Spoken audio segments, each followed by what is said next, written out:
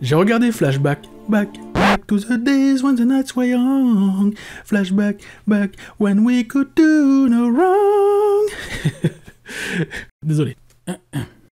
Flashback est un film réalisé par une femme pour les femmes. La bande-annonce est plutôt engageante et dépeint le film comme une comédie sur fond de féminisme. Au final, cette description est presque juste, mais je vous en dis plus dans les points noirs un peu plus loin dans la vidéo.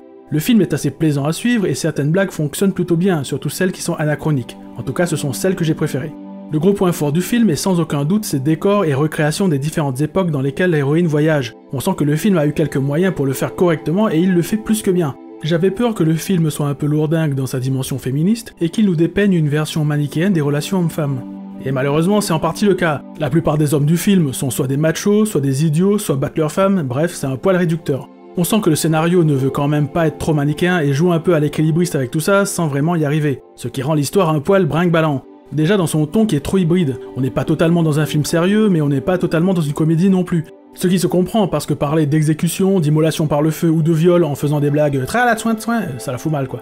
Mais du coup le film manque de corps parce qu'il ne se positionne pas clairement dans un genre donné, parce qu'en plus de rendre le ton pas du tout impactant, on a l'impression que le film ne sait pas où il va. Et c'est pour moi le plus gros point noir du film. L'histoire est un fourre-tout historique, limite sans queue ni tête. Enfin, sans queue pour un film féministe ça se comprend, mais sans tête ce n'est pas acceptable.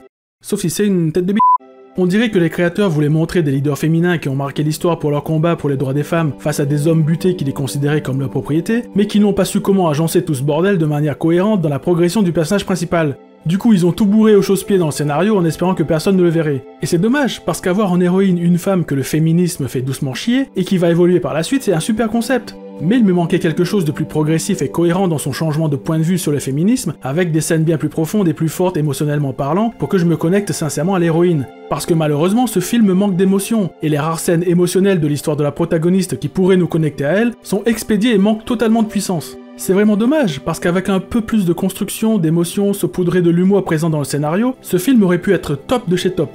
Quand je dis ça, je pense par exemple à Un conte de Noël de Dickens avec Scrooge qui déteste tout le monde et rejette en bloc ce que les fantômes du passé, présent et futur veulent lui montrer. Progressivement, il finit par être touché par sa propre histoire et par l'histoire des autres personnes qu'il méprisait avant au point de vouloir les rendre heureux. C'est une progression comme celle-là qu'il me manquait dans Flashback. Je voulais rigoler, mais aussi avoir la gorge serrée par des scènes fortes, c'est vraiment dommage. On sent vraiment que le film n'avait pour but que d'être féministe, mais malheureusement cela ne suffit pas pour me transcender car le fond est trop mal foutu. Bref, je vous le conseille si vous aimez les films mal fagotés ou que vous avez un petit faible pour les gueuses aux dents pourries.